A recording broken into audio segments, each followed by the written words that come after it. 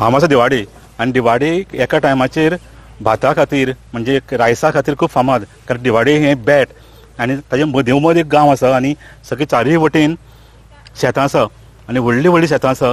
हांगा चडशीं पयलीं कोलमूट लायताले, आतां हालींच्या तेंपार जोतीन ताचो जागो घेतला.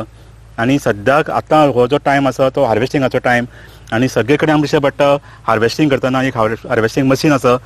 ताजे फाटल्यान सगळे शेतकार सद्याक वता आनी आपल्या शेतांनी ती हार्वेस्टिंग मशीन हाडपाचो प्रयत्न करता. ह्या हार्वेस्टिंग मशिना खातीर खूब सोंपेपणां आयल्यां.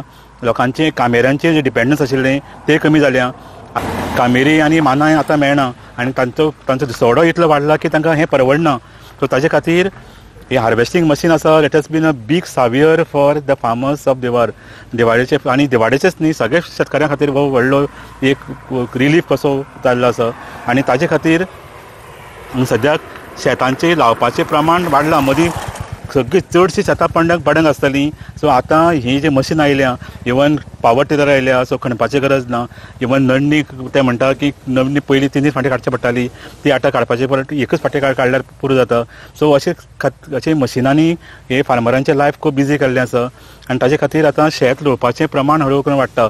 आनी हाजेच खातीर सद्या दिवाडी सद्याक खूब एक्टिविटीज अशें आमकां दिश्टी पडटा. सगळे कडेन हार्वेस्टिंग जाल्लें आसा. सगळें शेत खुबशें शेत रेडी जाल्लें आसा आनी ही हार्वेस्टिंग मशीन बसून ती आपली शेतां कट करून घेता, ती साकांनी पॅक करता आनी ताजे पयलीं ती वारें घालून तातूंत क्लीन करपाचें आसता आनी ताजे उपरांत साकांनी पॅक करपाचें आसता. आनी साकांनी भरून हे चडशे जे भात आसा लोक शेतकार आसा ते थोडेशे भात आसा ते आपल्या कन्जम्पशना खातीर दवरता. वर्सभर तांकां जाय तितले भात ते स्वता दवरता आनी बाकीचे भात आसा ते विकता.